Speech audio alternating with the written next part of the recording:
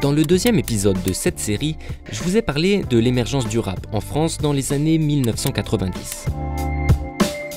Eh bien sachez qu'en quelques années, tout ça s'effondre. Ah! Le téléchargement décime l'industrie du disque. On a en 15 ans un secteur qui va perdre les 2/3 de sa valeur. Et les rappeurs ne vendent plus rien. Mais alors, vraiment plus rien. Commercialement, ça n'a pas marché, du tout. Les maisons de disques décident de désinvestir de ce répertoire-là et on se retrouve avec beaucoup moins de production sur leurs mains.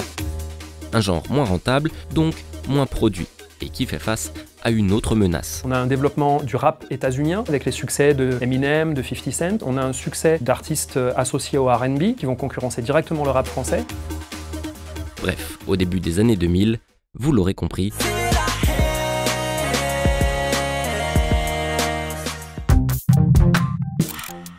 Le truc, c'est que l'histoire ne s'est pas arrêtée là. Les chiffres de l'industrie musicale montrent que ces 10 dernières années, le changement a encore une fois été, spectaculaire. Le rap est plus populaire que jamais. On parle d'un marché totalement dominé par le rap. Ce sont des chiffres qui donnent le vertige. Même des énormes vendeurs de chansons françaises jouent les seconds rôles en fait, par rapport aux rappeurs.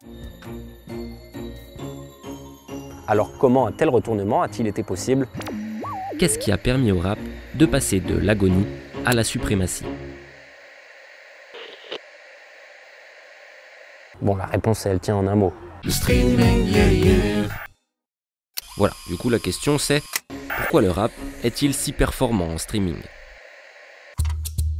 Revenons à nouveau sur cette courbe.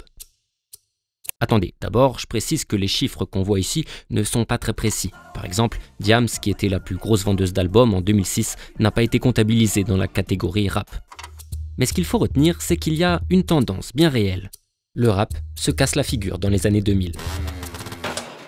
La musique la plus piratée et téléchargée illégalement, bien sûr, c'était le rap. Public jeune, donc moins de pouvoir d'achat, donc compliqué d'aller acheter un CD à 15 €. Ce graphe montre donc que les rappeurs, sauf exception, ne vendent plus de CD et... Eh ben en fait, c'est tout. Ne plus vendre de CD, c'est un problème économique certes, mais attention, ça ne veut absolument pas dire que les gens n'écoutent plus de rap. En fait, à cette époque, c'est même le contraire. Si on regarde un autre graphique, avec la part des Français qui disent écouter du rap, on découvre ça. Entre 1997 et 2008, ce chiffre est multiplié par 3. Et le rap séduit même désormais près d'un jeune sur 2. Les mecs comme Salif, comme Nesbill, ils étaient écoutés. Mais ils n'ont pas eu de disque d'or parce qu'à l'époque, il n'y avait pas de moyen, autre que le CD physique, de transformer de manière légale leurs écoutes. Je me suis fait rouler quoi. Le rap est donc un genre de plus en plus populaire. Simplement, il passe sous les radars de l'industrie traditionnelle. Focalisée sur le CD, elle ne calcule pas les millions de téléchargements qui se font dans son dos. Je suis pas millionnaire quoi, putain de sa mère, hein. Mais est-ce qu'on est vraiment là pour ça? Ce qui a changé, c'est donc... Le streaming, yeah. Le streaming. Il gagne le grand public en 2007, avec le français Deezer, suivi du suédois Spotify, puis de l'américain Apple Music, auquel on pourrait ajouter des sites comme YouTube ou SoundCloud. Son état de santé est éloquent, tout comme ses perspectives économiques. En 2018, pour la première fois, le streaming à lui seul représente plus de 50% du marché de la musique enregistrée en France. En clair, le streaming a réanimé l'industrie musicale. Et plus particulièrement le rap, dont la popularité est enfin révélée. C'est revenu en force, effectivement, et c'était à nouveau visible. En 2015, le rap représentait 16% du top 200. En 2016, le streaming est officiellement pris en compte dans les charts, et depuis, c'est le Big Bang. Le rap représente désormais 48% de ce même top 200, 3 fois plus. Mais ce chiffre pose question. 48%, ça voudrait dire que le rap représente à lui tout seul presque la moitié de la musique la plus écoutée en France. Eh bien en fait, pas tout à fait. Il est vrai que ces 10 dernières années, le rap a su se réinventer, se diversifier, a appris à chanter, ce qui lui permet de fédérer un public plus large. Mais il y a autre chose à prendre en compte. En décidant de comptabiliser le streaming, l'industrie musicale est entrée dans un modèle radicalement différent. On est passé d'une logique d'achat à une logique d'écoute. Avant, on comptait juste le nombre de CD vendus en caisse. Peu importe que vous ne l'écoutiez jamais ou 500 fois de suite. Maintenant, au contraire, on compte le nombre de fois où les chansons sont réellement écoutées par les auditeurs. Et ce nouveau système, ça convient super bien au rap. La musique urbaine explose en streaming parce que en fait, la musique urbaine, c'est avant tout une musique pour les jeunes. Or, les jeunes sont surreprésentés sur les services de streaming. Les 16-34 ans représentent 23% de la population française, mais 34% des utilisateurs de streaming. Et ils passent plus de 8 heures par semaine sur ces plateformes, beaucoup plus que le reste de la population.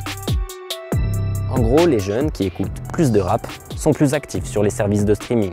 Et ça a un effet de loupe sur certains chiffres, des rappeurs notamment. Un petit nombre qui surconsomme vaut plus qu'un grand nombre qui consomme très peu. C'est pas du tout la même logique. C'est une logique de fanbase. Et c'est une logique de fanbase qui revient chaque semaine. C'est pour ça que parfois il y a une énorme suspicion autour d'achats, de stream, etc. C'est qu'il faut comprendre que les gens de 45 ans n'écoutent pas le même album en boucle. Là où quand t'es à 15 ans, tu découvres Nino, tu te butes à Nino. Bref, d'une certaine manière, après avoir été sous-représenté par les chiffres de l'industrie du disque, le rap est désormais révélé et même surreprésenté grâce au streaming. Ainsi, sur Spotify, parmi les 10 artistes les plus écoutés de la dernière décennie, on ne trouve que des rappeurs. Résultat, ces derniers, mal en point dans les années 2000, peuvent désormais se renflouer.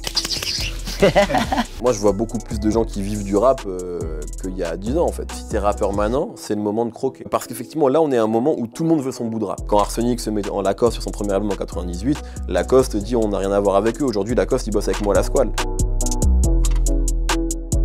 Après avoir longtemps été mis de côté, le rap est désormais si fort que c'est toute l'industrie de la musique qui doit s'y adapter. Là-dessus, rendez-vous dans le prochain et dernier épisode. Merci à tous d'avoir suivi cette vidéo. C'était donc la 3e de la série Rap Business. Ça veut dire qu'il y en a eu 2 autres avant, donc allez les voir si c'est pas fait. La dernière, la 4e, elle arrive la semaine prochaine et il est bien possible qu'on ait un invité surprise.